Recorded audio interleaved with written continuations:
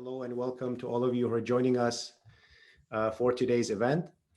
My name is Omar Dahi, and I'm an associate professor of economics at Hampshire College and director of Security in Context, the host of today's event, and one of the co-organizers of the working group that we are very happy to be publicly launching today. The other organizers, whom I'll introduce in a moment, are CLACSO, the Latin American Social Science Council, the ACSS, the Arab Council for the Social Sciences, and NACLA, the North American Congress for Latin America. In a moment, I'll invite representatives from those institutions to say a few words before introducing today's working group and today's event. This event will be held in English and Spanish with translation into Arabic, English, and Spanish for those of you who are registered for the webinar. Let me just mention that in Arabic very quickly. أهلا وسهلا فيكم جميعا. اسمي عمر ضاحي مدير برنامج Security in Context، وبحب رحب فيكم ببرنامج اليوم. وحبيت بشكل سريع بس نوه إنه في ترجمة فورية للمسجلين معنا اليوم للبرنامج من خلال تطبيق الزوم، في ترجمة من الإسباني والعربي والإنجليزي إذا حبيتوا تستخدموها. فشكرا لكم وأهلا وسهلا فيكم. Okay, back to English. For those of you who don't know us, Security in Context promotes research and analysis around questions of peace and conflict, political economy, development, and the politics of security and insecurity and militarism, particularly as they intersect with issues related to emerging technologies, mobility, infrastructure, climate change, and geopolitics. A significant part of our mission is to center and encourage South-South and South-North collaboration, exchanges, perspectives, and experiences that attempt to redefine our understanding of global dynamics, particularly issues that relate to and intersect with questions of security and insecurity. We're very happy and proud to be among the co-conveners of this working group. Today's event will be presenting the working group on Latin American Middle East relations from a comparative perspective. Each of the scholars who are going to be presenting today are part of this working group, and they are going to undertake a year-long study of violence, policing, militarism, but also South-South solidarity, resistance, and movements for liberation from a comparative perspective. The event today will introduce the working group and will allow each of the participants to give us a brief overview of their research that they're going to be undertaking. And throughout the remainder of the year, we're going to have subsequent events where a subset of the working group members will present more of their research in depth and their research findings with more detail. The events are going to be held throughout this year and early next year, and will be coinciding with the ACSS and the CLACSO annual conferences. So please stay tuned for these.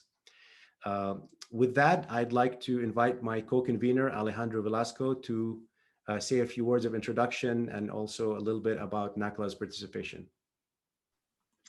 Thank you so much, Omar. Let me first of all apologize quickly because I'm having some issues with my camera, so if I come in and out, just bear with me. Also, just been alerted by one of our participants that apparently on the interpretation bar, Arabic appears as Chinese. So we apologize for that, and we'll figure out why that is the case. I can assure you that it is not being translated into Chinese. I'm pretty sure, actually. Yes, so I apologize for that confusion for our Arabic audience. I am Alejandro Velasco. I am an associate professor of history at New York University, and I am also the executive editor of NACLA, as Omar mentioned, the North American Congress on Latin America, which since 1967 has published an award-winning quarterly journal covering hemispheric affairs, and in particular, US-Latin America relations. I'm especially excited about this collaboration because it is an offshoot of a project that we had initially launched, a Latin East project about 3 years ago in collaboration with the MERIP reports, the Middle East Research and Information Project, and Yadalia. And several of our participants here today were also participants in the Latin East project. And you can find all of the results of that research, which culminated in multiple publications on our website, latineast.org. This project will form part of that larger initiative, and updates will appear in that page, as well as Security in Context, CLACSO, and ACSS. And so with that, I would like to bring it back to Omar so that we can hear from our institutional partners for this particular event. As I mentioned, ACSS and CLACSO. And we will begin with Shaima, who is the director of the ACSS, and she is based in Beirut. Setni. Thank you so much, Alejandro. Thank you, Omar. Welcome, everybody. I'm very pleased to be here with you this evening for me. So good morning, good evening, good afternoon, wherever you are. My name is Setni Shaimi, and I'm the Director General of the Council for Social Science, so one of the institutional partners in this exciting collaboration. I think one of the big sort of advantages of this collaboration will already show in this evening's event, in that we will have an audience that no one institution could bring together. All our networks sort of converge to bring an audience that's very different from the ones that we usually speak to. And we hope that we can translate this into an in-person convening sooner rather than later. One of the aims of a project like this is to cross divides. And one of the important and enduring and insidious in many ways divides in scholarship are the divides by region. I'll come back to this in just a few moments. But first, knowing that there are people in the audience, listeners, participants who do not know the ACSS, I'm happy to introduce in a few words the Arab Council for Social Sciences. As you can see from the background, where there's a big in our in the name of the organization, we are celebrating this year in 2021 the 10th year of operations. We began our work. We began sort of actually the planning and so on took a longer. There was a long start of planning, but we actually started our activities 10 years ago. Of course, it's not a particularly happy year, either in the region or in the country where we're based, Lebanon, or globally. It's not a very happy year, but it is one that forces us to sit back and think deeply about many things that perhaps we take for granted in the world of academia and scholarship. Our aims, our objectives, what are we producing knowledge for? Whom are we producing knowledge for? All of these questions, I think, will be important in this project. So the ACSS is a regional independent nonprofit organization. We're not affiliated with any other larger organization. Our main aims are to strengthen social sciences and humanities knowledge production in the Arab region. By Arab region, we mean the countries that are members of the Arab League of Nations, so 22 countries, Arab states, League of Arab States. We're very similar to CLACSO and to Codesria. We're sort of the youngest sibling in that group of regional associations, and we have a lot to learn from them.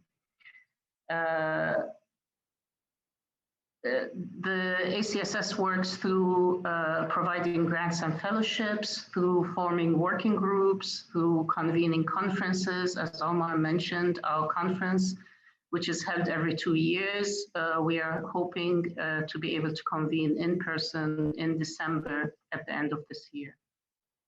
We convene research forums, academies, workshops, and of course, we are steadily increasing our publications and print as well as book series and working papers.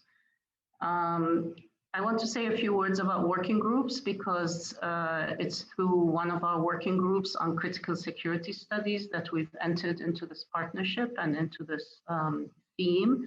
Omar Dahi is one of the coordinators of this working group on critical security studies, which attempts many things, but among its main aims is to perhaps standard discourses and discussions about security studies, to stand them on their head, to invert them, and instead of talking about the region as a threat to global security, rather look at the powerful actors and forces and processes that create insecurity in the region.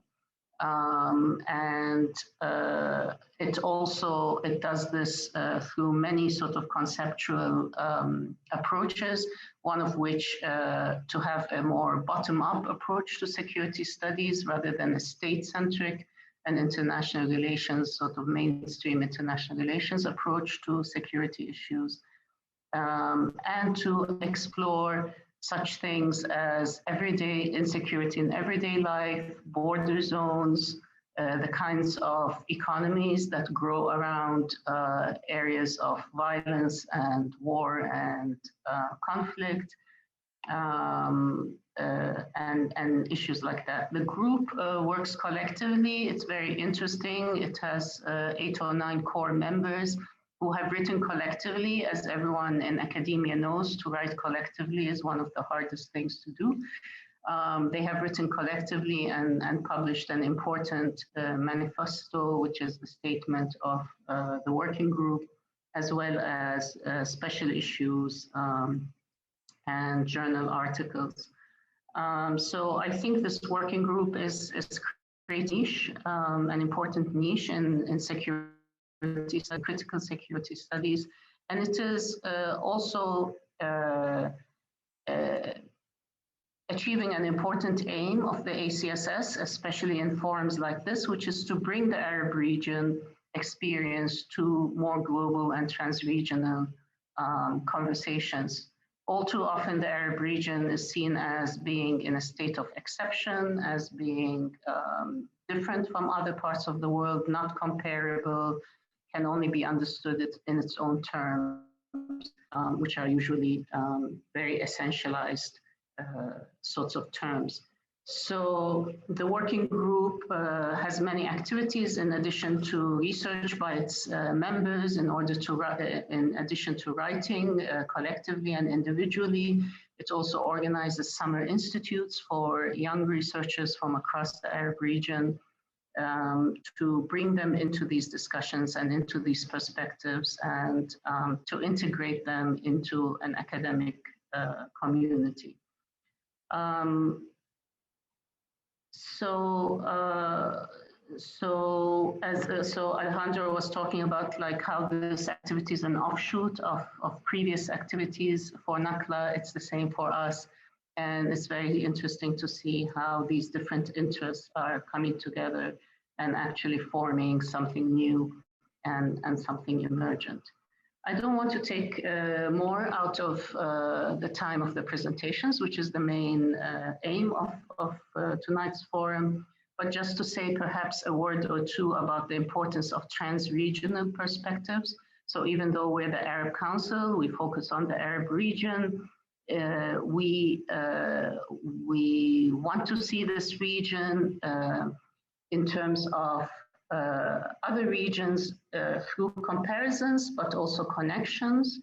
And Latin America and the Middle East have long historical connections that have not been studied sufficiently and that are very interesting to see how those historical connections also appear in contemporary times. Transregion perspectives are also important because to challenge also what we can now call main globalization theories. Globalization theories have been around now for 20, 30 years, so we can talk about a mainstream, I think, where all too often the perspective is sort of globalization from nowhere as opposed to globalization from somewhere. And in order to ground the study of global processes, it's important that we look at these processes from the perspective of particular locations. And I think that today's forum will do that and do that in exciting ways. So I will stop here and thank you all very much and welcome you all, speakers and audience, to visit the ACSS website, to look at other activities we may have that might engage you and that might interest you. Thank you very much. Thank you so much, Setani. And with that, I'll move to Dr. Pablo Vomaro, the Director of Research at CLACSO, who will say a few words about CLACSO's participation as well. Pablo, you want to go ahead? Omar, muchas gracias. Thank you very much, Omar. Voy a hablar en español.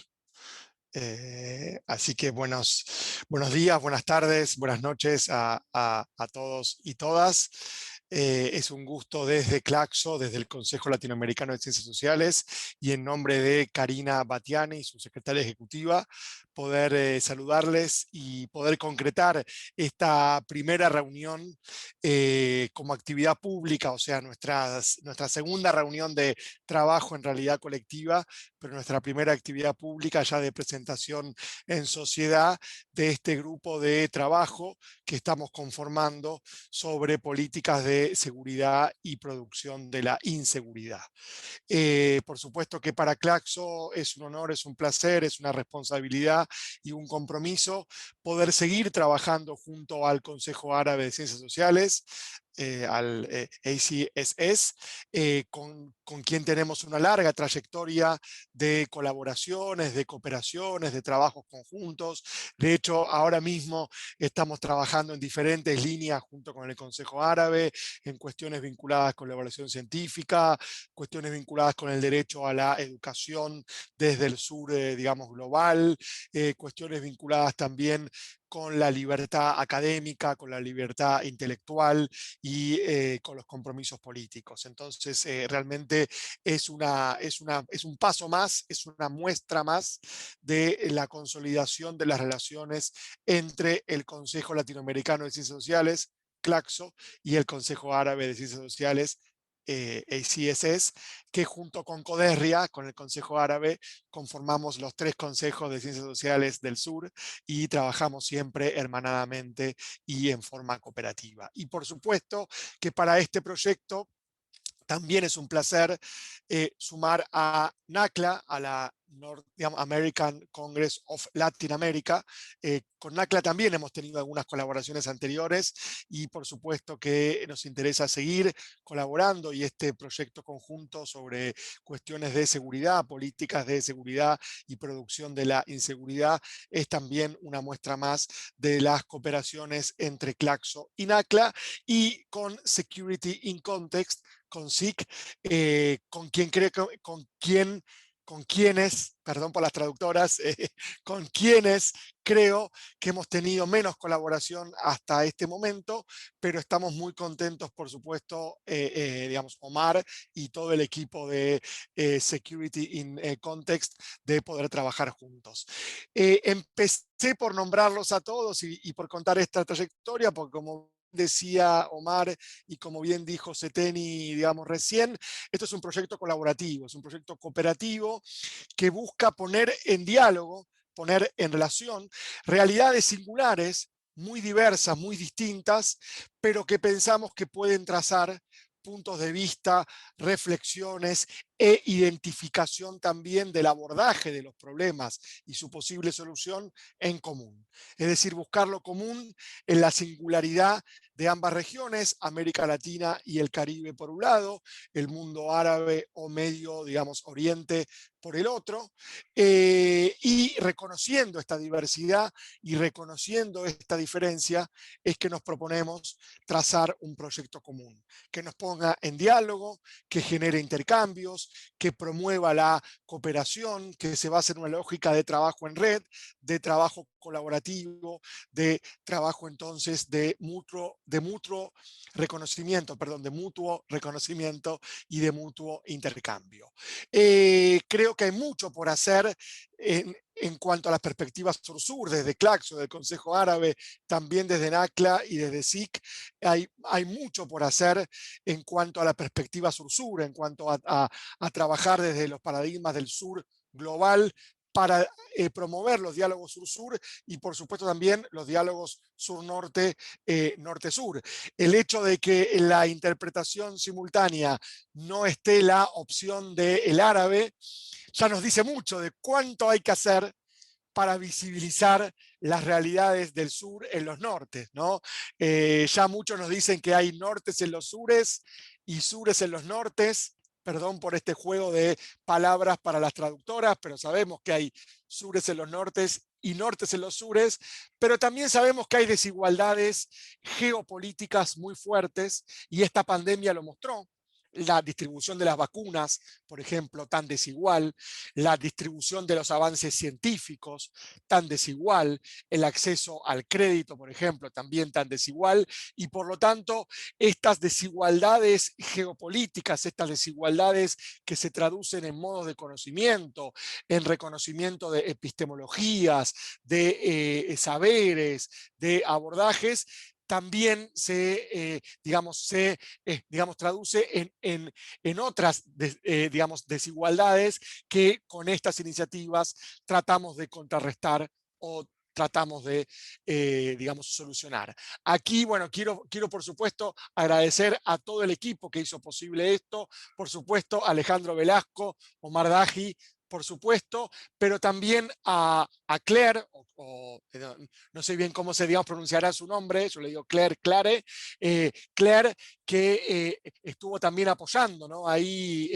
muy fuerte esto, y a todo el equipo, tanto de NACLA como de Security in Context, y por supuesto del Consejo Árabe por, apoyar y por hacer posible este espacio, este proyecto, esta iniciativa, pero también concretamente el encuentro de hoy que estamos haciendo público. También quiero agradecer a Natalia Gianatelli, que está por ahí entre los participantes, es quien apoya los grupos de trabajo CLACSO.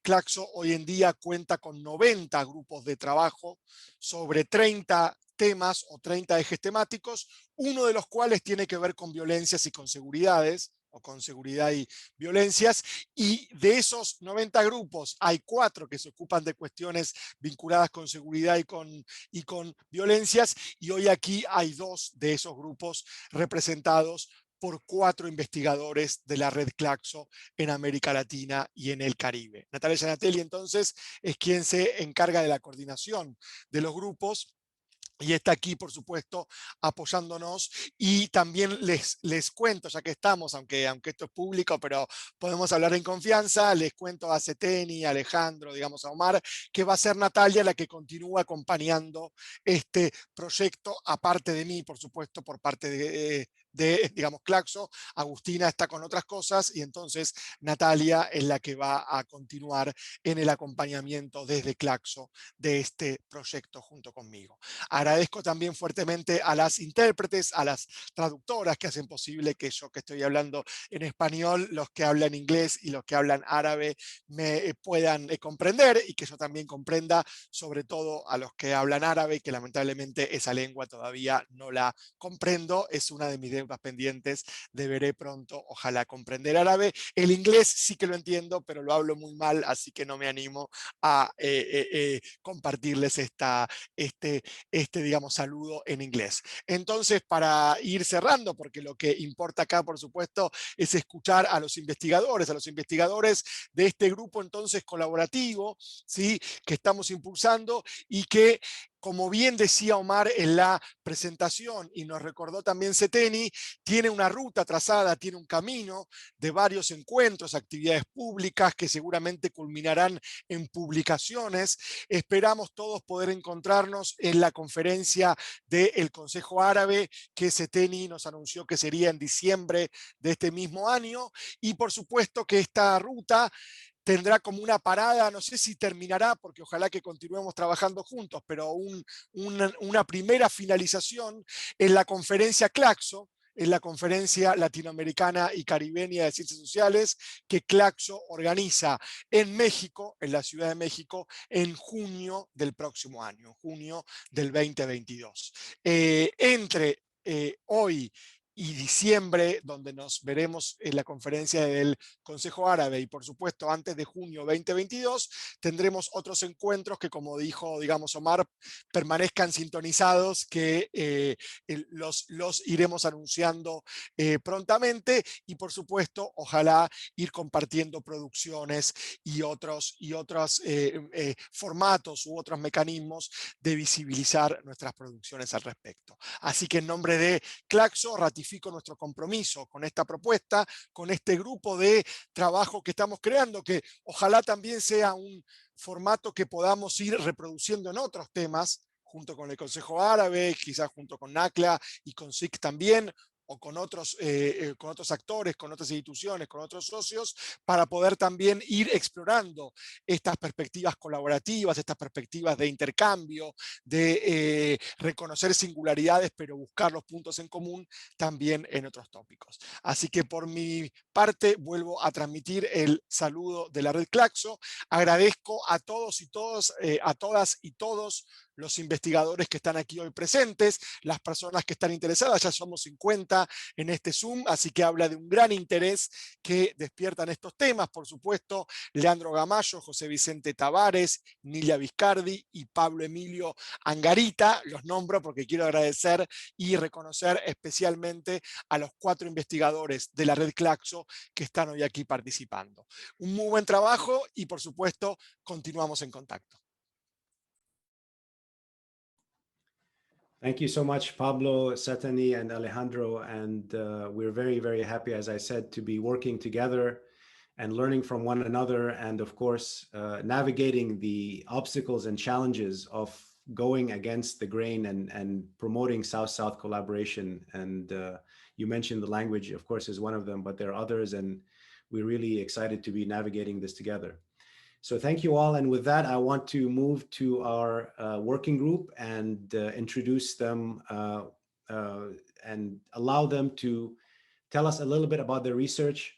Of course, they're going to be giving brief presentations. They're going to be speaking each around 5 or so minutes to just give you a sense of their research and their research agenda and their specific research that they're going to be doing for this working group. I won't be reading their full bios. We'll post the full bios in the comments and the chat function, but also you can read their full bios on Security in Context or one of the websites of the different organizations that are here. So without further ado, I'd like to first introduce Shaima Hattab, who is a lecturer in political science at the University of Cairo, who will be speaking about her project, which is titled Security Dilemma, Civil War and Regime Endurance, Syria and Guatemala in Comparative Perspective.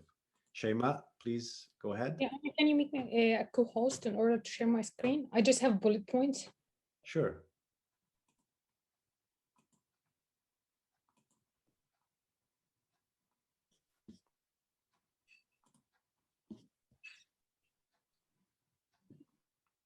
Okay, I think I have a technical problem here. Okay, anyways. So, Security Dilemma, Civil War and Regime Endurance, Syria and Guatemala in Comparative Perspective. Shaima, please go ahead. Sure. Okay, anyways. I think I have a technical problem here. Okay, anyways. So I'm generally speaking, I'm interested in comparative politics. I'm doing this from cross-regional perspective. So I'm investigating some issues in the Middle East, and I compare these issues to Latin America.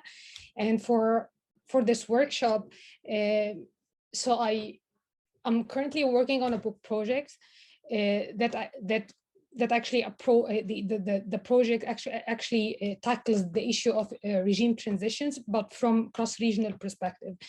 So actually, I'm comparing Syria and Guatemala, and I approach the security dilemma and security issues from regime endurance and regime breakdown perspective. So I'm trying to examine how some security issues would preclude regime transitions and would actually lead to the outbreak of civil wars.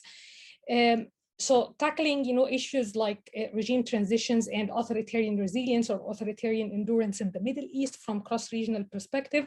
So I'm trying to put this or situate this within a theoretical framework that basically centers on conditions of uncertainty. So politics of uncertainty that surrounded the politics of transition or the transition processes. So in doing or in kind of investigating or lurking, beneath, the surface of politics of uncertainty, I examine two main aspects of like the interaction between different players. So opposition bargains, this is like from the one hand, and the power base or the social support of the military that would actually lead to military defection or would determine its support for pro-democracy forces or the brutal crackdown on the protesters. So politics of uncertainty, it requires this dual focus on opposition bargains, not only like regime incumbents or regime elites and opposition, but I'm investigating or examining the different patterns of interactions within the opposition camps. Basically, like different leftist forces in Latin America and Islamist and non-Islamist in the Middle East. And the societal and support base or the societal power of the military that actually determines its role in politics on the one hand, and the prospects of military defection that would facilitate or preclude from the very start any emergence of new regime. So so I have like other cases. So I have from the Middle East, from the Middle East region. So I have Egypt, Tunisia, and Syria.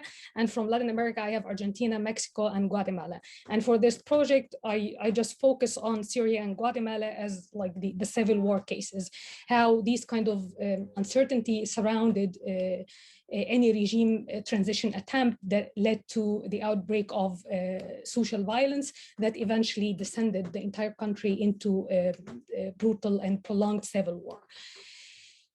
In order to apply my theoretical framework to these cases, so firstly, or starting with the opposition bargains, so I focus on the fragmentation within the opposition camp. It happened in Guatemala that unlike other cases like El Salvador, for example, they didn't have like one unified guerrilla movement or guerrilla organization that would lead this armed insurgency in the country. So they had like this kind of fragmented insurgency or insurgent groups, starting from MR13, Rebel Armed Forces, and Army for the People, and Organization of People's Arms. Similarly, in Syria, for example, they had like this fragmented opposition that they had like different orientation, and they had kind of disputes over strategies, how they would fight, the Bashar al-Assad regime. So they firstly had, this peaceful confrontation with with Bashar al-Assad or with the regime. So they had this local coordination councils and the national coordination committees, and then they turned into this armed conflict or armed strategies, starting from the Free Syrian Army and then the Syrian National Council before the emergence of the ISIS. So this kind of fragmentation within the opposition camp, they lacked, this kind of hierarchical kind of they didn't develop this kind of parallel hierarchical organization that would direct or orient these armed conflict to inflict, any kind of decisive military defeat on the state elites or regime elites. On the other hand, when it comes to the prospects for military defection and the power base or the societal support for the military, the civil war actually didn't undermine or didn't erode the societal basis of the military in Guatemala. So that's why it led eventually to the defeat of the leftist insurgency groups there, and they lacked any kind of leverage or bargaining leverage when it comes to negotiating any kind of peace settlements with the regime. Likewise, in Syria, al-Assad actually relied heavily on Alawi units that actually intensified this sectarian conflict between Sunni and Alawis, and it didn't lead any kind of decisive defection with hierarchical command chain in the military to establish any kind of dual legitimacy or to claim any kind of monopoly over the use of violence or use of force. So this eventually led to Bashar, it firstly heightened this ethnic and sectarian conflict in Syria, and in Guatemala over the course of three long decade war there, the military there counted heavily as well on mobilizing massive numbers of rural population, and it counted as well on recruitment of civilians into mandatory patrols. So they didn't actually both, the military institution in Syria and Guatemala, they didn't lose actually any kind of their societal support or societal power basis that enabled them to play into people's fears and to accentuate, this kind of sectarian and ethnic identities in Guatemala by massacring Mayan villagers. This actually gave rise to pan-Mayan movement, and Bashar al-Assad in Syria as well played with the ethnicity card that intensified this polarization between Sunni and Alawis. So eventually both regimes or old incumbents managed to reinstate their authoritarian regime, and they didn't expand the socioeconomic foundation or the socioeconomic coalition that supported these regimes in Guatemala and recently in Syria. But in Guatemala, the election of civilian president Cerezo that actually completed or terminated his term from 1985 till 1990, he managed to change a little bit the societal orientation towards the military and created a new environment that subsequently created demands for civilian government. But in Syria, still recently, in a few days, Bashar al-Assad won the elections, and he actually entrenched his power there without expanding or enlarging his Alawi-based coalition. But yeah, okay, and I'm done.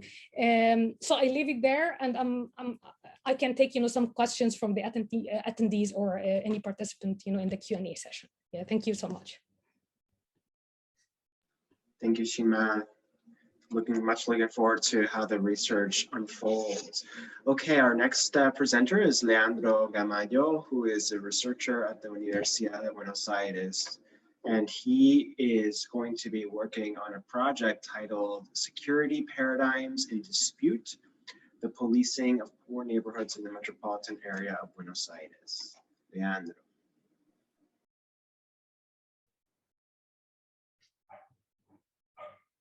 Bueno, buenas tardes a todos y a todas. Voy a tratar de hablar pausado para ayudar un poco a las traductoras. Bueno, mi nombre es Leandro Gamadio. Quiero agradecer a todas las instituciones organizadoras de este encuentro. Estoy realmente muy feliz, muy entusiasmado de estar acá y de poder compartir con ustedes estas líneas de trabajo y poder escucharlos también, por supuesto. Gracias a Pablo Gomaro por la invitación. Estoy en nombre del grupo de trabajo que coordino junto con Loreto Quirós y con Antonio Fuentes Díaz sobre vigilantismo y violencia colectiva en América Latina. Mi proyecto de investigación actual y mis intereses de investigación en general van sobre modelos de seguridad, en este caso de policiamiento, alternativos a los modelos protagonizados por fuerzas neoliberales en los gobiernos o fuerzas de centro derecha o conservadoras. En este caso, me gustaría analizar las llamadas unidades de prevención barrial en algunos barrios de la ciudad de Buenos Aires y sus periferias, que ha sido una política llevada a cabo por tanto gobiernos, digamos, nacional populares o de centro izquierda, como gobiernos neoliberales o de centro derecha, ¿no? Teniendo en cuenta y viendo sus cambios y continuidades y los impactos del despliegue de estas fuerzas policiales en estos barrios de la ciudad de Buenos Aires. En general, yo esto lo mencionaba en el encuentro que tuvimos la vez pasada, la seguridad siempre es un tema más privilegiado por las fuerzas políticas conservadoras, ¿no? Que han creado digamos, un paradigma con contradicciones, pero uno podría identificar un paradigma que digamos, tiene como ejemplo paradigmático, valga la redundancia, la política de tolerancia cero, ¿no? La guerra contra el crimen, ¿no? En algunos países de América Latina, la llamada guerra contra el narcotráfico, ¿no? Estas políticas de seguridad, entre otras cuestiones, se han basado en la militarización, ¿no? De la sociedad, la militarización también de las policías, y se han construido sobre una idea, un concepto de figuras de enemigos públicos, ¿no? Y figuras internas a las sociedades de enemigos públicos que caen sobre, en general, poblaciones pobres, jóvenes, ¿no? Minorías y migrantes. Desde esta perspectiva, esas figuras deben ser, ¿no? reprimidas, eliminadas, para conservar el orden social. Me interesa rastrear, sobre todo en América Latina y por supuesto en Argentina, algunas políticas de seguridad que se han construido bajo un paradigma alternativo a esta idea más policial y más militar, ¿no? de la seguridad interior. Por supuesto que es un interés académico, pero también un interés político, ¿no? En cómo podemos construir colectivamente políticas de seguridad alternativas, ¿no? a estas políticas hegemónicas. La idea entonces es analizar programas de prevención y gestión de conflictividades que se han desarrollado en Argentina en los últimos años, fundamentalmente en la gestión de los gobiernos de Cristina Fernández de Kirchner de 2011 a 2015 y actualmente de Alberto Fernández, que comenzó su gobierno en diciembre de 2019 y lo terminará en 2022.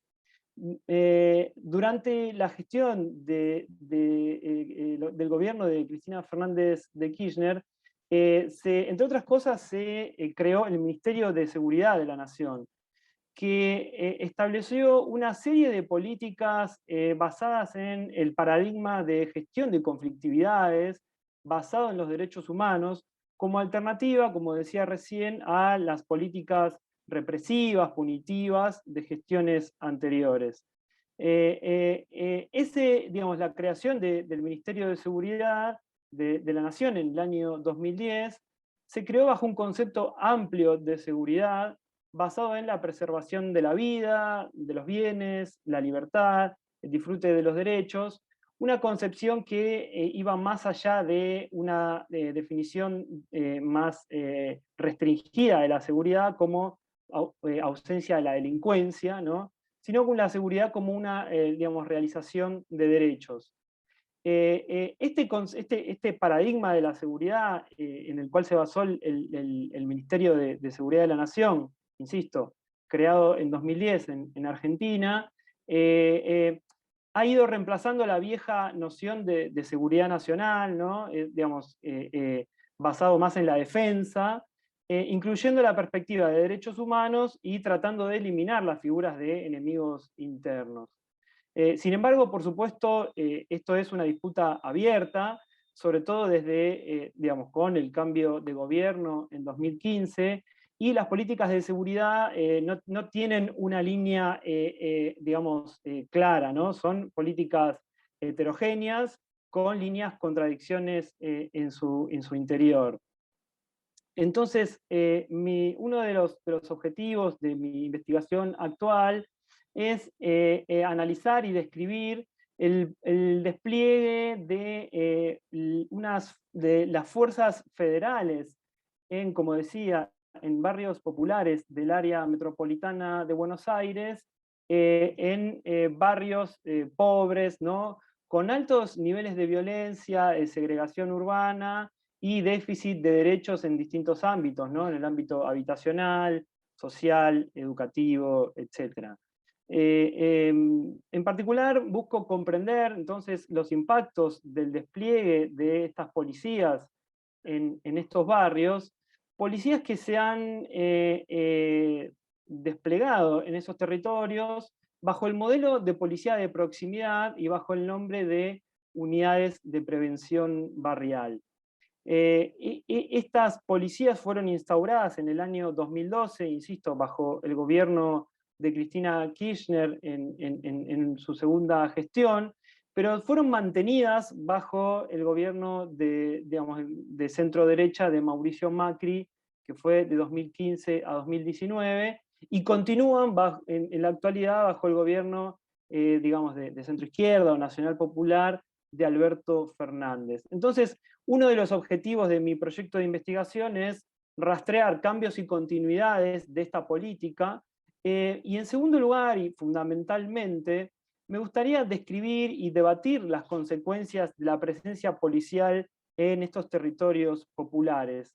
En general, digamos, la literatura, las investigaciones que hay al respecto hacen un énfasis importante en, digamos, las consecuencias negativas, ¿no?, de la presencia policial en barrios populares, como el hostigamiento a poblaciones jóvenes, ¿no?, la corrupción o la connivencia policial con las violencias y los delitos al interior de esos territorios, y una persecución policial, una política criminal más orientada a la persecución y criminalización del consumo de drogas ilegalizadas por sobre otros delitos como los delitos complejos más allá de comercialización, ¿no?, y venta de drogas, ¿no?, de narcotráfico.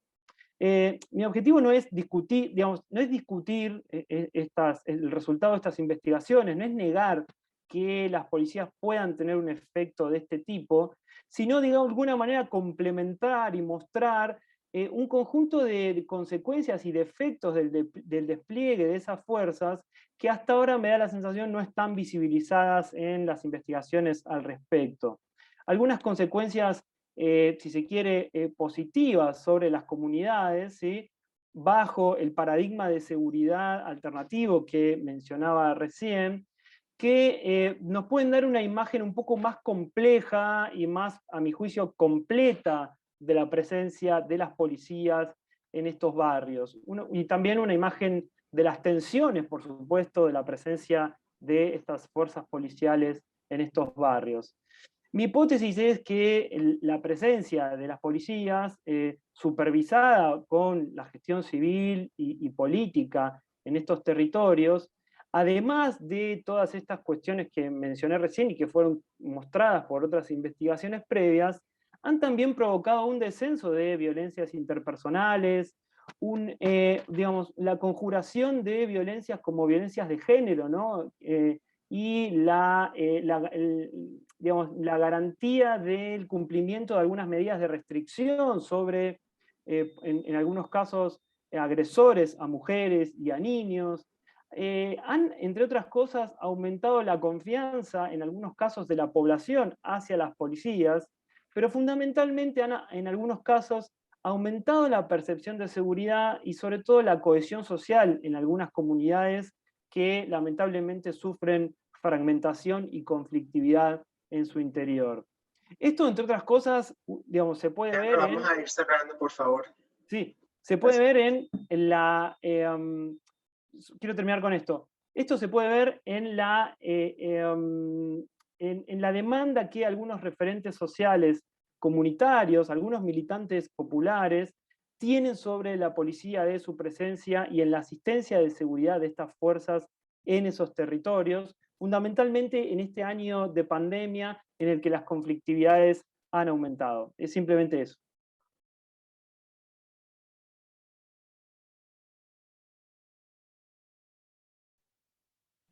Thank you so much, Leandro. And with that, I'd like to introduce Omar Tisdell, who is going to be speaking on climate crisis, resilience, and agroecological solutions.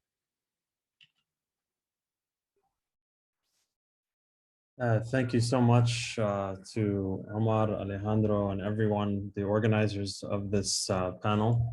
Es un placer estar con ustedes. I am speaking to you from Ramallah in Palestine, where I teach at Birzeit University. And in my plan for this coming year in this research group aims to basically explore climate crisis under occupation and the ways that climate crisis forms the landscape and also forms management of the landscape and securitization of the landscape in particular ways. And here, I'm particularly interested in the ways that in Latin America, the exploration of land tenure and climate crisis has been something that has been a massive literature that has been ongoing for the last 30 or more years, in particular with in relation to the question of food sovereignty, which arguably is a concept that emerges from Latin America. And in our particular case here in Palestine and other parts of the Levant and the Middle East, this concept has been imported, so to speak, via social movements and local NGOs, but I don't think has been worked out in the ways that it has in Latin America. And as someone who has studied and spent considerable time in Latin America, I think that we have a lot to learn here in Palestine from this literature and from the social movements that are currently working across the region. So I'll just say something very brief about our research group here in Palestine and the ways that this intersects.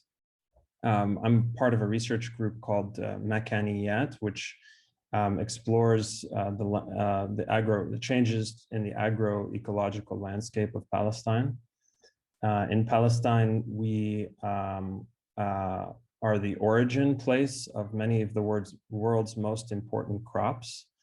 We are the place where these crops have been grown for millennia, including wheat and barley, chickpea, lentil, and so many others. And all of these foods in Palestine are imported now.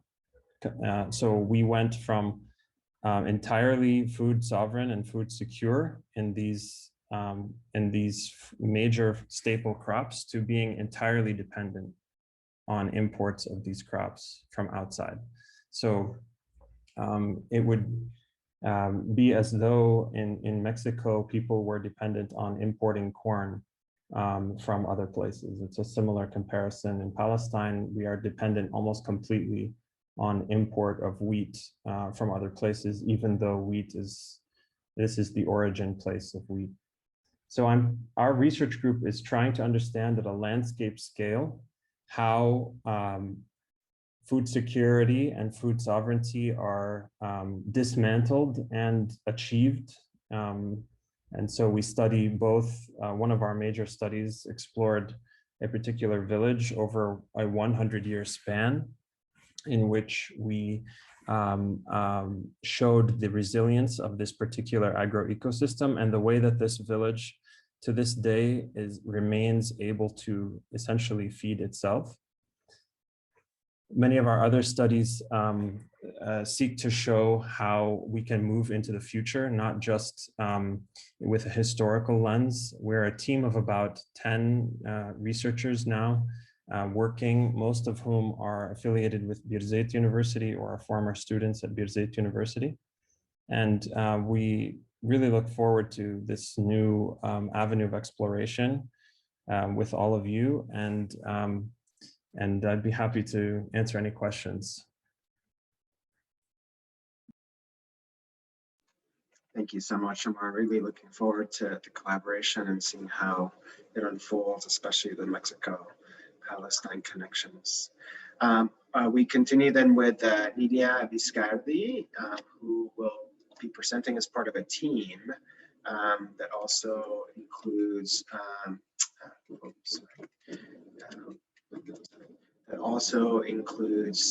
Jose Vicente.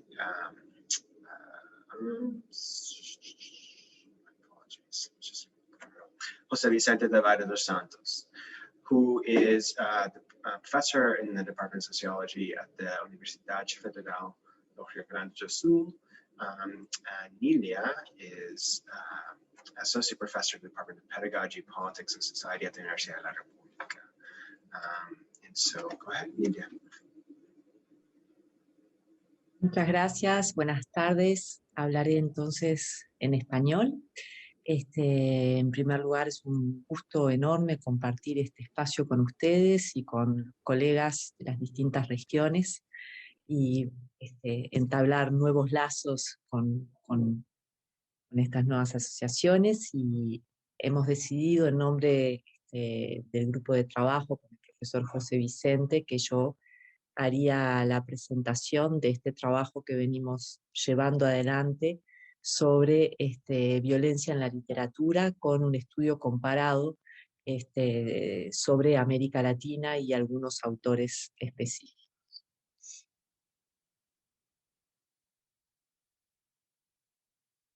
La primera parte refiere al trabajo que estoy realizando en Uruguay sobre la obra de Fernando Butazzoni, básicamente centrada en dos novelas, una que se denomina Una historia americana y otra que se denomina Las cenizas del cóndor, aunque la obra del autor es muy vasta. El autor se ha centrado, él mismo dice que aunque hace novela, podríamos considerarlo también un historiador, en tanto el objetivo de su escritura, el objetivo de su trabajo, es el de contribuir a la reconstrucción de la verdad y a luchar contra los efectos del olvido.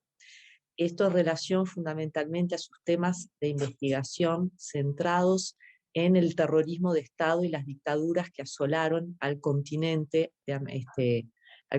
latinoamericano durante los años 70. En este periodo tuvo lugar el Plan Cóndor. El Plan Cóndor no se puede definir con adscripción a un país, el Uruguay, sino que su especificidad fue el de generar una política de represión en un contexto de 3 o 4 países, sobre todo Argentina, Uruguay y Chile, pero también con enlaces con Brasil en la región. Y en el marco de ese plan hubo un proceso de represión sistemática, encarcelamiento, muerte y tortura de todos aquellos que militaban contra distintas formas de opresión y contra la emergencia de los proyectos conservadores de derecha o en búsqueda de la implantación de un nuevo proyecto de izquierda. No hay una lectura única en términos políticos, ya que los grupos militantes que fueron reprimidos no tenían una única orientación política, más allá de compartir en general distintos pensamientos de izquierda o revolucionarios. Esto no puede unificar el conjunto de esas experiencias. Resaltamos entonces la importancia de la construcción de la memoria colectiva, la cual constituye en América Latina hoy un desafío no solamente para entender las violencias del pasado reciente y luchar contra las dinámicas de terrorismo de Estado, sino también para entender las violencias actuales, vinculando con los fenómenos de las desapariciones forzosas, los asesinatos masivos que tienen lugar en diferentes partes del continente, con conflictos a veces con miras políticas, como es el caso hoy de Colombia, a veces vinculados a la lucha contra la criminalidad. En este sentido, creo que parte de lo que Alejandro exponía recién y Leandro tienen que ver con estos planteos. En su novela Una historia americana y en Las cenizas del cóndor, se analizan, por otra parte, las dinámicas afectivas y sentimentales que se producen. Y estas dinámicas van en consonancia con una investigación que resalta la importancia de recuperar los sentimientos y los temores colectivos que forman parte de una agenda más actual también de las dinámicas, en las cuales un lenguaje económico, por ejemplo, la búsqueda de la economía del crimen, no alcanza ya a explicar las dinámicas de violencia. Este es particularmente el caso del tráfico de drogas, por ejemplo, en Colombia, en las cuales los odios, las venganzas y los vínculos que se entablan en los distintos actores cobran ya unas dinámicas que trascienden la posibilidad de explicarlas meramente con una luz económica o política, siendo la cuestión comunitaria y de convivencia fundamental. Recentrados entonces en la reconstrucción justamente de las dinámicas del odio, de las dinámicas del encono, apuntamos también a una sociología de las sensibilidades que describen el sufrimiento, el miedo y el amor, y la emergencia de una violencia letal en un contexto político para el caso de Fernando de Butazón. Un elemento fundamental es la perspectiva crítica en la reconstrucción de la realidad, que es un eje central del trabajo del autor, pero también de la perspectiva que suscribe este grupo de trabajo para entender la novela latinoamericana. Esto establece una cierta diferencia con las perspectivas de los autores que vamos a trabajar a seguir, que están más bien en una lógica de novela negra, en la cual justamente la búsqueda de la verdad no necesariamente es un objetivo de la novela en sí, a diferencia del trabajo de Fernando Butazón, para el cual la verdad es un objetivo de su escritura, de su investigación y de su trabajo. El silencio de la lluvia, de Luis Alfredo García Bosa, The Silence on the Rain, de Luis Alfredo también García Rosa, December Heat, Southern Windland, son distintos trabajos que el profesor José Vicente analiza en su investigación en la línea que él desarrolla, y ha publicado un libro magnífico sobre la cuestión de la literatura policial. Este trabajo entonces de Luis Alfredo García Rosa, en Brasil, resalta la relación entre el detective y el policía, y precisamente la del detective como un decodificador, como un descifrador de enigmas, buscando recomponer una racionalidad en un mundo carente de racionalidad, y este es el desafío al que los investigadores de la violencia muchas veces nos enfrentamos. En este sentido, entonces, el detective emerge como una figura falible, y algunos policías entran también en conflicto con la organización del crimen, con el crimen organizado, que es digamos, una de las formas de poder abordar estas dinámicas que toca la investigación. Aparecen aquí poblaciones marginales en los barrios, o personas sin hogar en la gran ciudad. Y esto incluye mucho más que el crimen. A través de los capítulos aparecen una serie de crímenes que justamente superan aquella, digamos, esta cuestión estadística, de alguna manera, muestra hoy parte de las características de la violencia letal que existen. No es más el crimen que elucida Agatha Christie o una serie de crímenes, sino crímenes en masa, un número importante. Los cuerpos dilacerados muestran también un efecto político de la violencia, y el lenguaje se caracteriza por la brutalidad, por ser híbrido y por manejar distintos idiomas. Por otra parte, otro de los autores es Guillermo Arriaga, Aquí están algunas de sus producciones: Salvar el fuego, El salvaje, El búfalo de la noche, Un dulce olor a muerte. Aquí hay un ámbito pluridiscursivo donde distintos lenguajes se mezclan: la música, la literatura, palabras en inglés. La venganza es un acto recurrente. La cuestión de la venganza cobra una centralidad absoluta.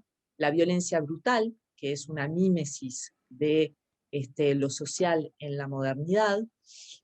Las reglas de clase que ejercen su poder a través de distintas normas muy rígidas, con su propia dinámica de violencia, excepto justamente para la brutalidad y la corrupción.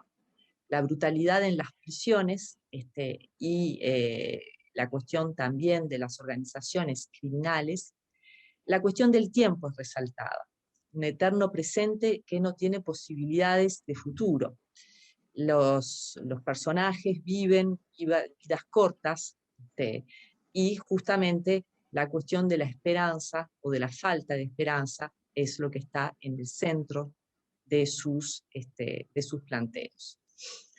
El amor sexual desesperado es la única posibilidad de expresión de la dignidad humana, y hay una reconversión de la violencia, desde la violencia política hasta la violencia criminal, desde la violencia criminal hasta la policía y la violencia policial específicamente. En la novela de la Puedes ir violencia... cerrando, Nilia, disculpa, gracias. Cerramos entonces de alguna manera algunas características, detectives, figuras de policías, políticos que aparecen en estas dimensiones. En lo que hay que rescatar es una microfísica de la violencia marcada por la brutalidad y la crueldad. Creo que, no sé si tendré tiempo entonces de cerrar, pero algunas dinámicas aparecen como fundamentales: dinámicas de prisión, dinámicas de secuestro, dinámicas de clandestinidad, que signan de alguna manera la emergencia de patrones de violencia allí justamente donde, o en la intersección entre una violencia difusa, una violencia difícilmente politizable, pero que a través de la recuperación de estos sentimientos, de estas dinámicas sociales, particularmente el encierro, la tortura, la violencia brutal, podemos reconstruir algún tipo de racionalidad específica en el acontecer de estos fenómenos en América Latina.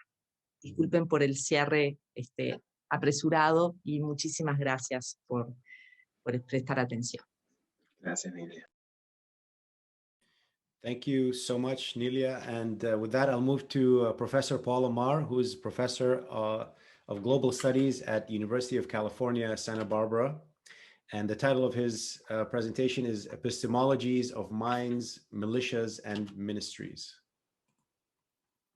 Hi there. So I'm so happy to participate in this group. It's so exciting to bring these two regions together. And also I want to thank particularly Omar and Alejandro for inaugurating this network, and for Sethany and Pablo for bringing together CLACSO and ACSS. This is extremely exciting, and I'm looking forward to the future ahead. Today, rather than presenting a research presentation, I'm going to map out the particular projects that we are running at the center that I direct, which is called the Orfila Center for Global and International Studies. We are proud to cooperate with Omar Dahi and the Security and Context team as part of the Carnegie Corporation grant in support of the Security and Context Network. So first, let me just go through some of these major projects.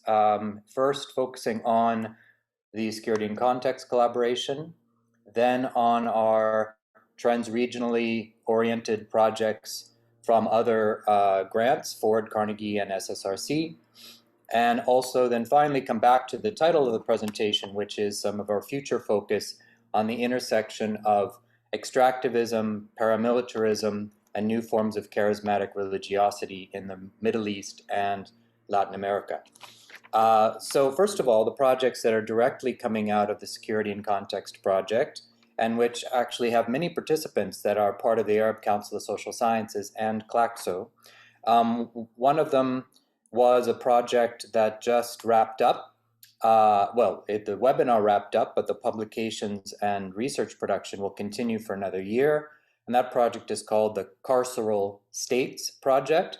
It's a collaboration between the Muwatin Institute in Birzeit in Palestine and the Orfalea Center for Global International Studies, with the support from the SIC very centrally and the Carnegie Corporation.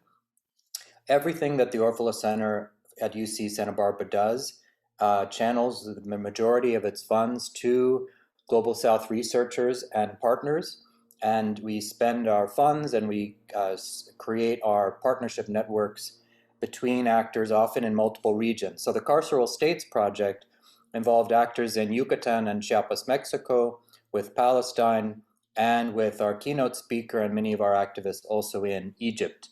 Aida Saifadola was one of our keynote speakers, and the leadership of Muwatin and a project on incarcerated women and children in Mexico collaborated in this project. So we'll be moving forward to think about, in particular, led by Lisa Hajar, the director of our research cluster on this theme, who is, of course, a lead editor of MERIP and of Jadalea, one of our other previous partners, will in the future work to bridge research on incarceration in the context of the war on terror during a kind of 20th anniversary of 9/11 conference research process during the course of next year, which will culminate in a conference. So that's the Carceral States Project, which will kind of blossom into a critical view of the global impact, both in the legacy of dictatorships and militarization in Latin America, as well as the quote-unquote war on terror in the Middle East. So second, we have two major projects coming out of Global South hubs of research that we support and fund. One is called Cairo Securitized, and it's a collaboration of 30 young scholars, many of them who came up since 2011, several of them who are members of the Arab Council of Social Sciences, talking about the changes in urban notions of security, particularly around class, gender, sexuality, and race in Cairo since 2011 until today. So this is an exploration of how new forms of progressive or activist-connected security studies, including studies of the way the media and social media channel security, are being done by scholars of a new generation coming out of Cairo. Second is a project called Rio as Method, which is similar in some ways, coming out of a located location of Rio de Janeiro, produced by about 30 young scholars who come from activist backgrounds, but who have entered the university and are beginning to function as social scientists, to produce new notions of resistance and resistance scholarship and new notions of critical methodology coming out of the particular experiences of Rio de Janeiro in the Bolsonaro era, and particularly focusing again on militarization, securitization, and race, gender, and sexuality. So our dream is to bring these two groups together in the next year, and this kind of collaboration that we're launching today would be a perfect space for that. In 2016, we hosted a summit in Rio de Janeiro between 11 activists from the Tahrir uprisings in Cairo with activists in Rio de Janeiro and coming from Argentina and Ecuador. So we'll continue with that process. So third, we have a grant from the Ford Foundation, which dovetails with the things we're talking about, but which focuses particularly on mobilization around extractivist projects, meaning mines, oil and petroleum and coal extraction, and the infrastructure projects, the rail and road and port building projects around those, often led by investment from China or from new Global South actors. So this is about a political economy of Global South interactions and new regional South-South connections, but looking at the social and the race, gender, and sexuality impacts in particular of these political economic changes.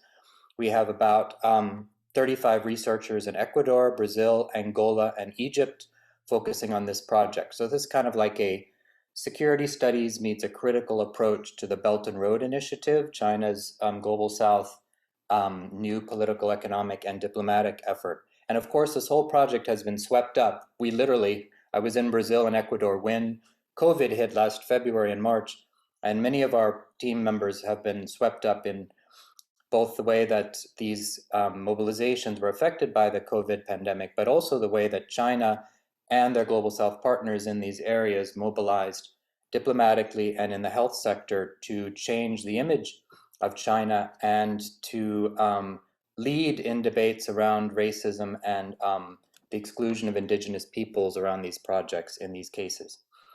So third, we have a project around trans and transgender mobilization, around new forms of paramilitary and police violence, as well as around structures of incarceration. This also has been intensified and become really important for us to fund and to bring visibility to during the pandemic, because of course, as you know, the rates of violence against trans people and the discourse of many of these countries, India, Brazil, the Middle East, and the United States as well, the transphobia has been a very powerful dynamic that has exploded in this particular past year.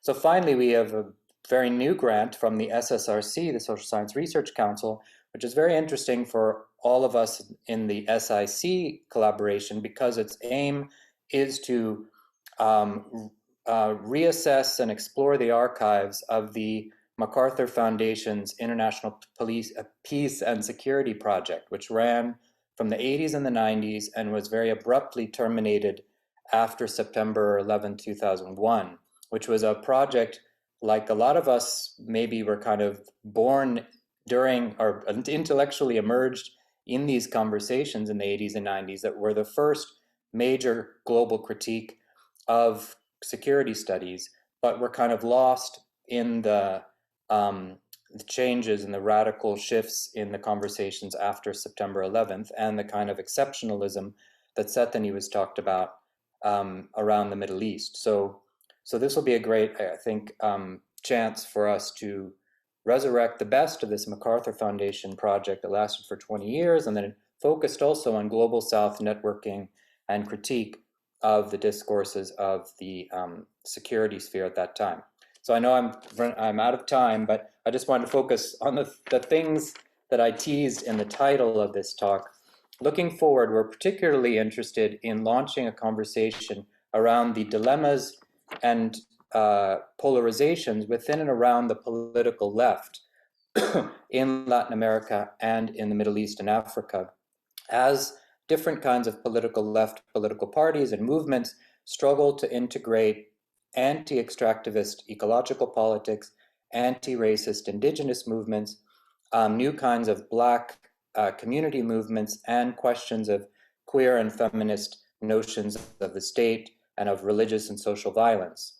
So this coalition of new left actors has become very visible across the Andes, in the mobilizations in Brazil that just happened the day before yesterday against populism, and of course began to emerge very, very boldly in the years around 2011 in the Middle East, but also re-emerged very strongly in the Sudan, in Algeria, and of course in the recent quasi-revolutions in Lebanon and Iraq. So we're looking to lead global conversations around the constitution of these new forms of the left, but focusing on these themes of extractivism, so the mines and the oil wells that have become a kind of fetish of many kinds of statist left actors. Second, the focus on militia governance and paramilitarism, which has continued and not been addressed systematically by the left effectively in any of these world regions. And third, the rise of pastors and charismatic sectarian religious leaders and how that shapes how we think about left and right, how we think about where the popular is, since often the popular sphere has become very intimately identified with these new languages of charismatic sectarianism or pastoral evangelical Christianity. So those are the 3 themes looking forward. But thanks a lot. I'm very excited about this collaboration. Thanks so much, Omar. That's really wonderful. Okay, so we will turn to Pablo Garita in a minute. I just want to let everyone know that we are running just a little bit over time. We only have 3 more presentations left, and so we encourage those of you who are in the audience to continue to stay on if you're able to, just a few minutes past 3, which is what we had originally scheduled for. So thank you so much for your patience. And let me quickly introduce Pablo Emilio Garita, who is a professor and researcher at the Universidad de Antioquia in Colombia. And his project is titled Connections, Safe Spaces for Women and Youth in Latin America and the Caribbean. Bueno, muchas gracias. Muchas gracias, me alegra mucho compartir con todos. Un agradecimiento muy especialmente a Alejandro y a Omar por propiciar este espacio. Los saludo desde Colombia, que vive en estos momentos un estallido social muy importante, 35 días de movilización permanente a lo largo y ancho del país. Algunos se han atrevido a llamarlo como la primavera colombiana. Estamos luchando hasta ahora contra los efectos del neoliberalismo. Bueno, yo brevemente quería hablarles, vamos a ver si es posible proyectar esta presentación. Vamos a ver si se puede, porque no sé si se alcanza a ver. Voy a presentarlo acá.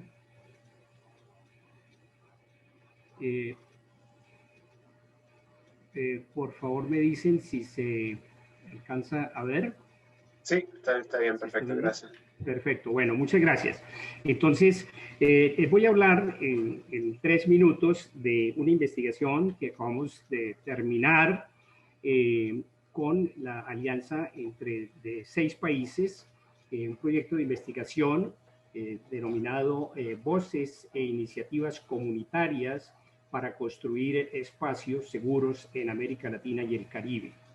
En ese sentido, esta investigación logró traer unas importantes aprendizajes o lecciones acerca de esa construcción de espacios seguros. Bueno, así de manera muy sucinta, este proyecto buscaba indagar por las respuestas formales e institucionales a la violencia y a la inseguridad en 6 países de América Latina y el Caribe, en una perspectiva de aportar a la construcción de espacios seguros para mujeres y jóvenes de los países involucrados. Los países en los que se desarrolló el proyecto fue en México. Trabajamos en 2 estados, 2 comunidades, una indígena y campesina, otra más urbana. En Guatemala, con una comunidad maya, especialmente jóvenes mujeres indígenas Ichil, de la comunidad Ichil, que además esa es su lengua nativa, y también en un centro urbano cercano a la capital, la ciudad de Guatemala, también en El Salvador, en la capital, en San Salvador, en Honduras, especialmente con el movimiento de mujeres de Honduras, la coordinación de mujeres en Jamaica, en la capital, en una zona urbana, un sector urbano de Jamaica, en Kingston, y en una zona semi-rural. Y en Colombia trabajamos en la ciudad de Medellín, en 2 importantes conglomerados urbanos de Medellín. El propósito del proyecto tenía un aporte muy grande, digamos, epistemológico y metodológico, especialmente referido a la búsqueda de una coproducción de conocimientos con una metodología que hace décadas se ha desarrollado desde la sociología latinoamericana, la investigación, acción, participación, que se funda en aportes de Paulo Freire, de Orlando Falce Borda y de muchos otros teóricos que han aportado a este desarrollo, que busca un diálogo confluente o convergente entre líderes y lideresas de distintas comunidades a las que llamamos investigadores o investigadoras comunitarias, que son no académicos, y otro, el de los investigadores académicos y también algunos participantes de organizaciones no gubernamentales. Hay un importante logro en lo metodológico. Los principales hallazgos de este proyecto ya inclusive están condensados en un libro cuya portada es esta que aparece ahí en pantalla, que se llama Vínculos, Espacios Seguros para Mujeres y Jóvenes en América Latina y el Caribe, que está publicado de acceso gratuito, está publicado por CLACSO, y también en la página del Observatorio de Seguridad Humana, que es el que también hace parte de nuestro grupo de investigación en Medellín, que es un grupo interdisciplinario donde participan profesionales de distintas disciplinas y estudiantes, y que tiene este observatorio y esta página web donde pueden consultar, hay videos, publicaciones, etc. Actualmente, ya para terminar en este último minuto, tenemos un proyecto elaborado, pero que no se ha iniciado. Estamos en la búsqueda de recursos para trabajar en 4 países que incluyen Nicaragua, México, Honduras y Colombia, para sistematizar experiencias de estrategias de las comunidades y de algunos gobiernos locales para enfrentar situaciones críticas como lo de la pandemia, lo del COVID, algunas iniciativas de resistencia que se han venido acumulando a lo largo de estos años en estos países, en algunos casos frente a situaciones de inclemencias de huracanes o situaciones de violencia crónica, y ahora en este contexto de la pandemia, cómo se proyectan y se fortalecen y se empoderan comunidades para enfrentar ese tipo de situaciones.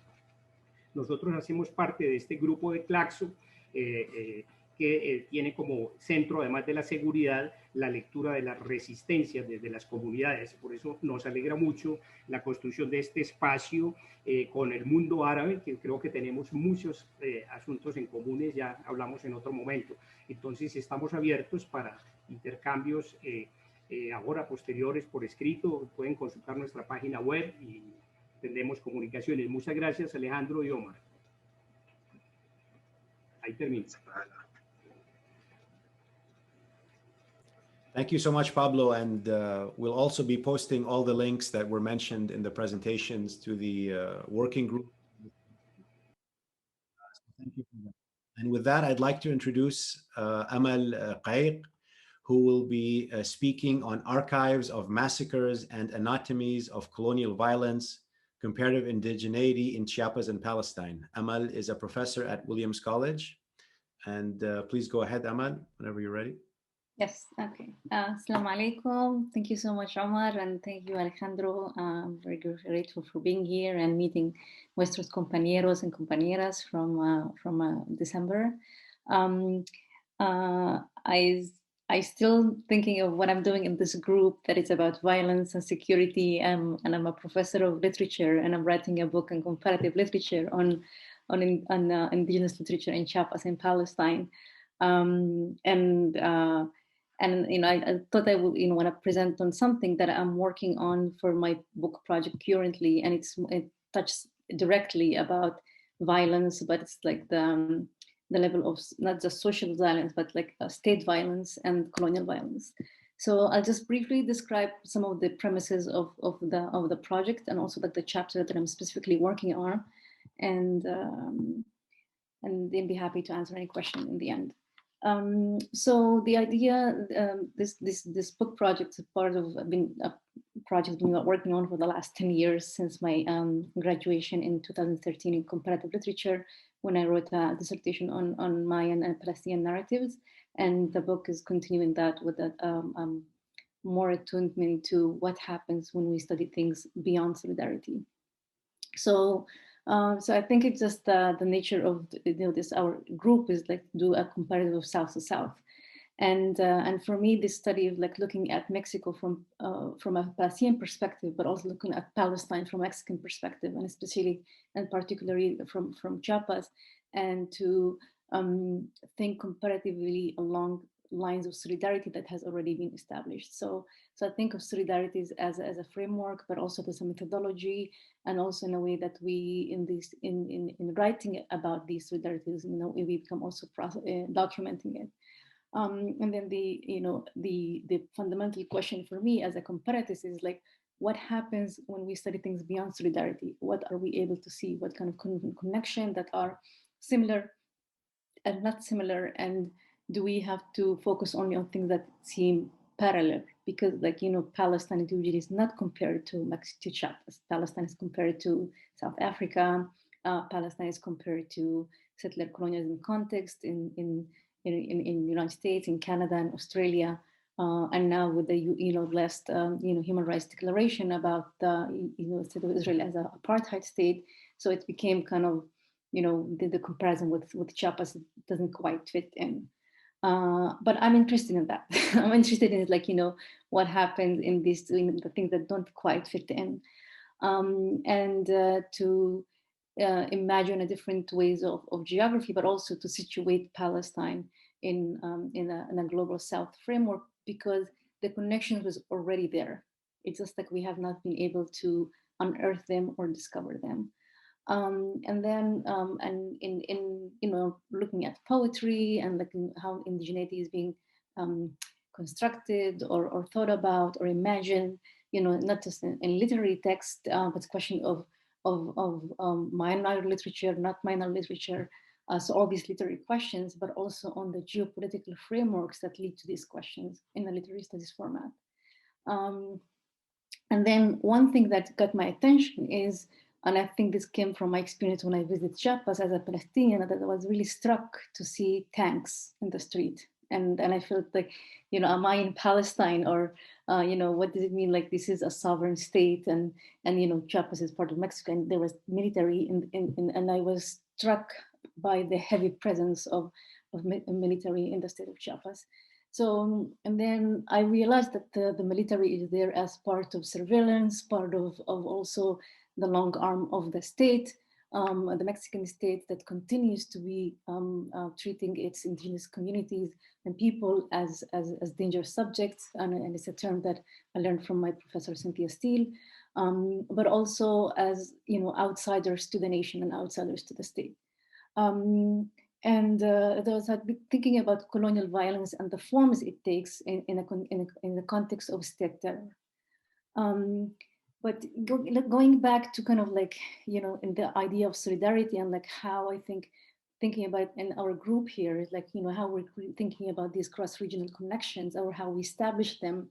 So we know kind of there's a long tradition of solidarity from not just Chiapas, but also from Abayala, which is a term that is used to kind of honor the indigenous history of the Americas, the Western Hemisphere.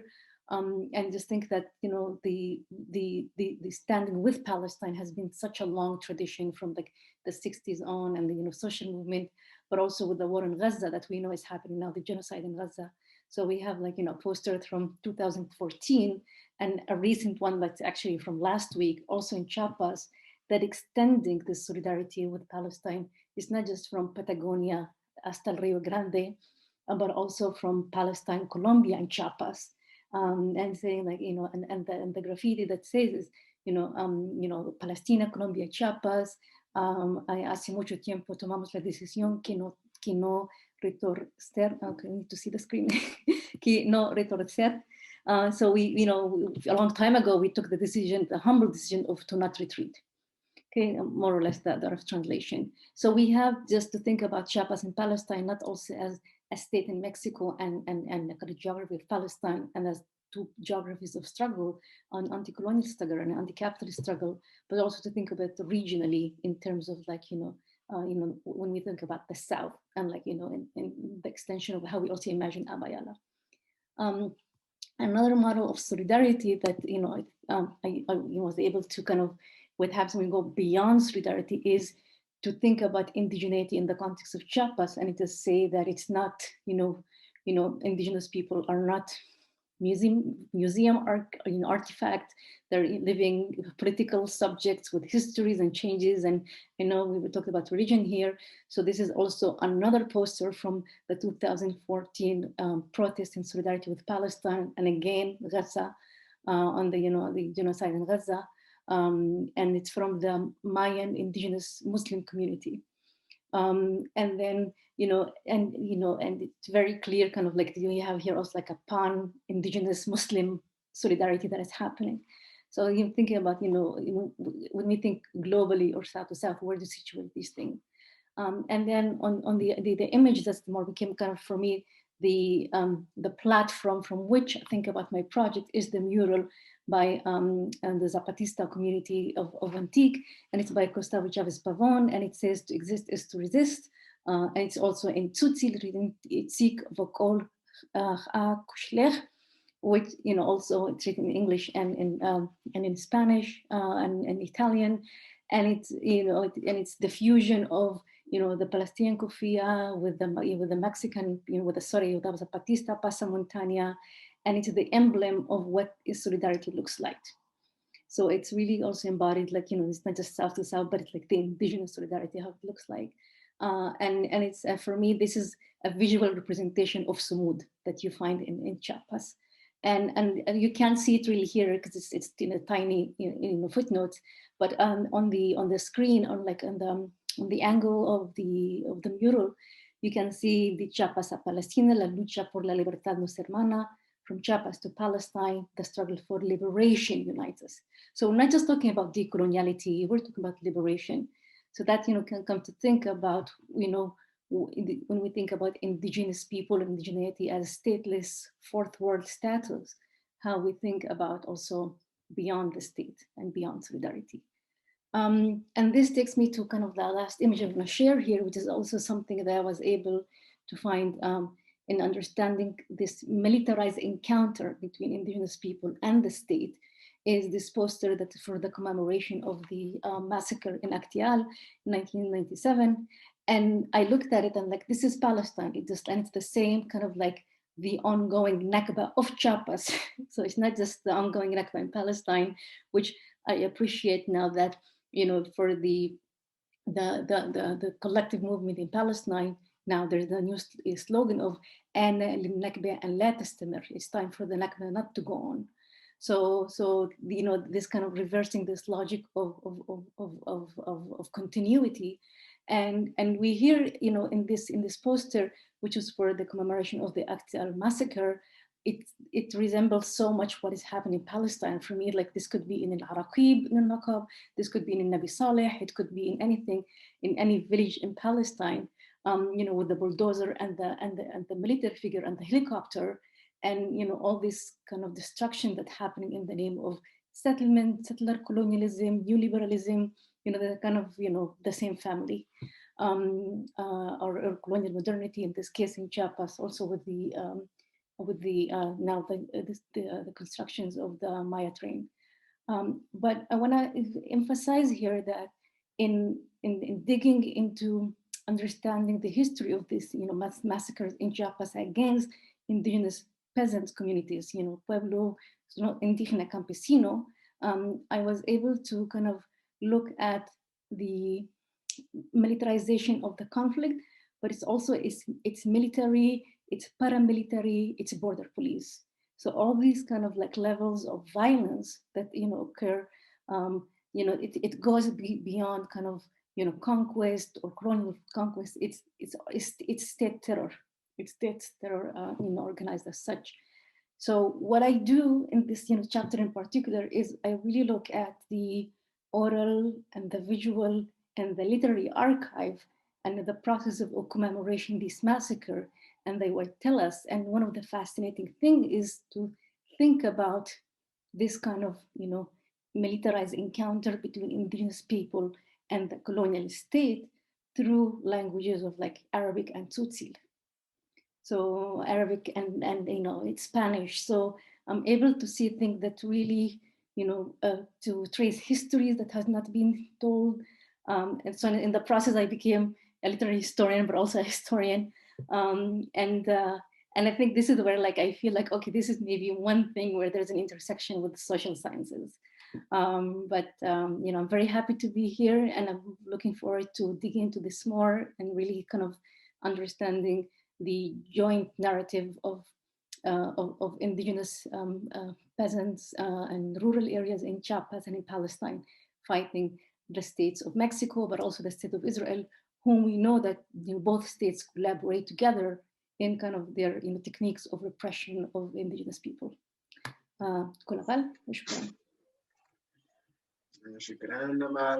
Wonderful, thank you so much. It actually fits really nicely into our final presentation, which actually focuses specifically on the question of South-South solidarities and tracks some of its histories and how it manifests in the present. And that's a joint project that Fernando Camacho Padilla and Jessica Stites-Mor are leading.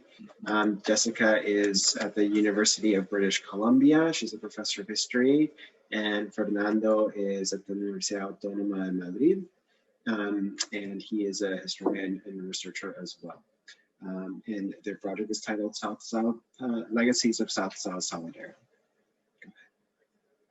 Hi, Marhabana, and thank you so much, Omar. And thank you, Alejandro, for having us here.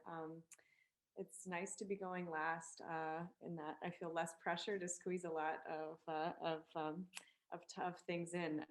Instead, I'll make it as brief as possible. We're working on a project that's funded in part by the Social Sciences and Humanities Research Council of Canada and is also sponsored by ISARN Network, which is the International Solidarity Action Research Network.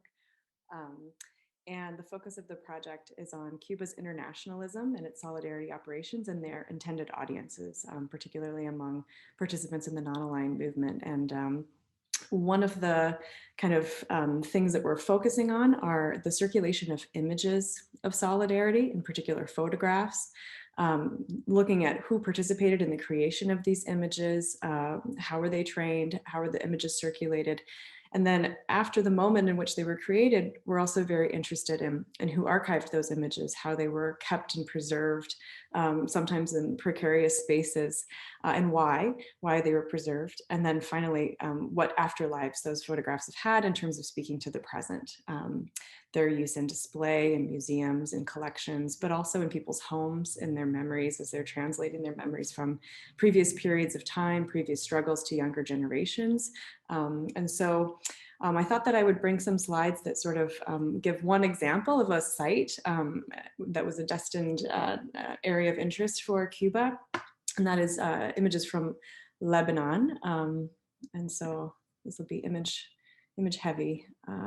So hopefully we'll go.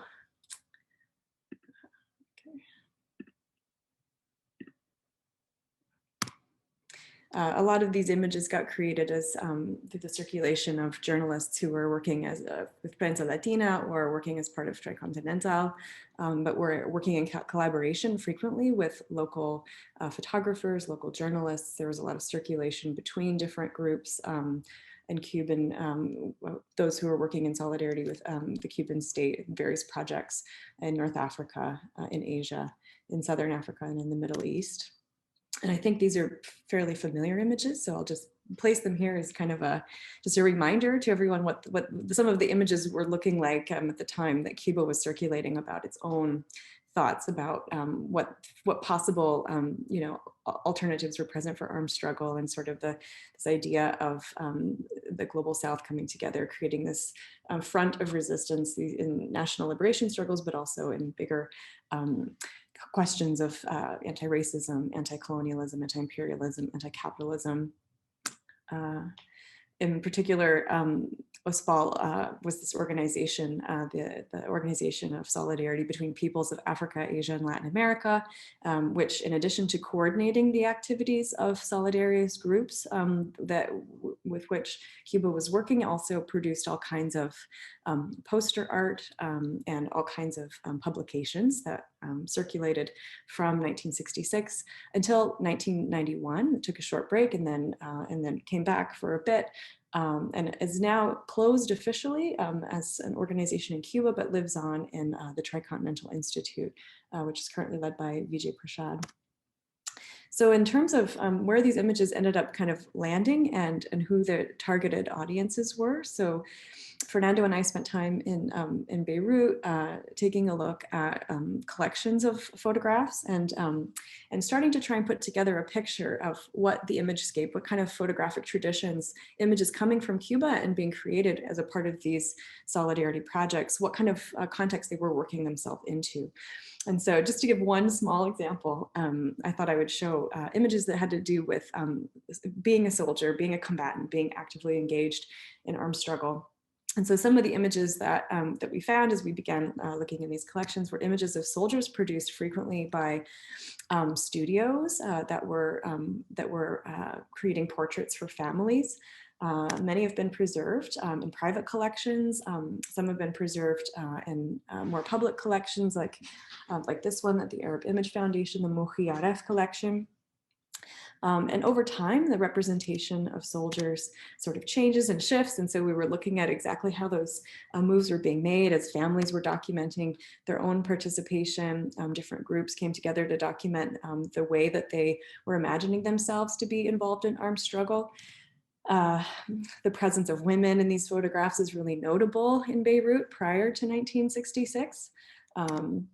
And then the way that the struggle itself with between Israel and Palestine and between Lebanon and Israel gets documented in the Tricontinental Journal and the publications, and the way that they start representing soldiers between these different spaces is also very interesting. So we're kind of looking at this as an image in one of the first issues of Tricontinental, where people are fleeing after the 1967 Six-Day War. And so many of these images are very reminiscent of the images that were circulating around the Nakba.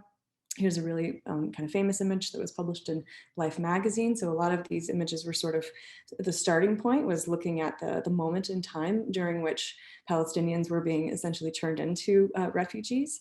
And many of them were also very criticized in terms of sort of stripping the agency of many of those who had survived and who continued to sort of fight on behalf of the Palestinian cause and various organizations with which Cuba was working. And so kind of immediately after these very similar images that seem to be sort of reflective of this idea about what the experience for Palestinians were in refugee camps, you see the subsequent images and the narrative that begins that Ospal is trying to create about the training of soldiers, where they go to the camps and photograph the soldiers in training in various kind of modes of hyper athletic and almost looks a little bit like, in some instances, like a scouting camp, very kind of joyful images in many cases. These are some of my favorite. These are repeated images, almost as if it were a movie showing multiple still frames of action. These are young men who are learning how to jump over a pit full of fire, and sort of the energy with which these photographs were kind of presenting this new kind of combatant, this new kind of participant in national liberation struggle suggested a form of embodied agency that Cuba was imagining for Palestinians. There are also many images that sort of connect the struggle in different ways through kind of graphics, through ways of speaking to common problems across different spaces. So one of the things we look at after the sort of published images and the images that were officially produced as a part of the Tricontinental, we're also looking at where some of these images end up, where they're displayed, where are the private collections. This is an image from inside a Palestinian refugee camp today that's just south of Beirut. And so some of these private spaces are spaces where a community takes stock of the priorities of what their families have been involved in politically. There are also images that are circulating through various media outlets. These are images of Ghassan Kanafani and his office, where he has a lot of some of the images being circulated by the Tricontinental at that time. And after his assassination, the interview that he gives circulates in many different formats and kind of has this mediated life through various different kinds of channels. So there's both the moment in time in which the interview was captured, but then also its use in documentaries afterwards. And Al Jazeera has circulating currently kind of a recut version of this wonderful interview. The Tricontinental also was sort of trying to frame an idea of an idealized soldier in solidarity with the Palestinian cause, or in greater kind of regularity in the 1980s. After the first Intifada begins, there's an increased sort of identification with the kafiyah being an integral part of what would be kind of the idealized combatant. And some of these images end up in places like museums of national liberation. This one is one that's run by Hezbollah, the Mita, and you can see that the images, like this is made for viewers, for spectators. So it's part of narrating what that struggle meant, the ongoing struggle in this case of national liberation from Israel, from the Israeli occupation. And last but not least, we're looking at private collections, so in people's homes. And so moments in time during which these struggles were very real and very lived experiences, sometimes that had embodiments of principles like anti-racism and anti-colonialism, or connection between these different parts of the global South, and sometimes that were really personal experiences of, in this case, this is a war veteran being bathed by a Cuban solidarity worker, and what that meant to families as they passed on stories about Cuba's involvement in the struggle, which was one of the most important sites for Cuba in terms of being involved in the Middle East, was through Lebanon. So though that's kind of just our project in a nutshell. In terms of how it relates to security and insecurity, I think these collections were often very insecure. These archives and their presentation often were constantly creating political tension. We can see that, clearly in this common moment, in this current moment, but also they're resonating with the experiences of insecurity. And so a lot of the images really speak directly to the lived experience of what it meant to be in these conditions of both want and also of political kind of advocacy for armed struggle. So that's that project. I don't know, Fernando, if you wanted to jump in and add a couple of additional insights, go right ahead.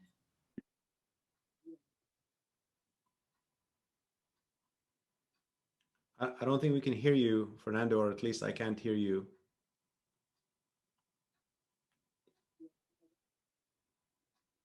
The sound doesn't seem to be working.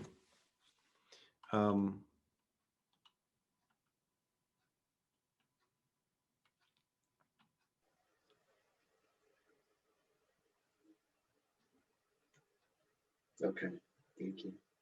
Okay, so, all right, thank you, Fernando. Thank you so much. And we'll get you in the next presentation, the next time we have a meeting for this group, which will be in the early fall. I wanted to thank really all of you again. I'd like to once again thank CLACSO, the ACSS and NACLA for really being such great partners on this initiative. I want to thank all the attendees that stuck with us until the very end. So congratulations for being until the very end. It's great to have you. It was really, this was primarily a chance for all of us, the working group members, to be in touch again, and we wanted to share it with the rest of the world. We'll have a recording up very soon and really continue this conversation. And I'm really looking forward to seeing these projects develop. At the end, I'd also really like to thank our interpreters, Grace, Diana, Esther, and Katya. Thank you so much for sticking with us until the end. It was really great. I know this is really an incredibly difficult trans-regional, multilingual process. I'd also like to thank Michael Iglesias from NACLA, Claire O'Brien, and Umnia Khalil from Security and Context for doing a lot of work behind the scenes to make all of this possible. So thank you so much for your work. And thank you, everybody. It's been great seeing you, and we look forward to seeing you again very soon. Bye-bye.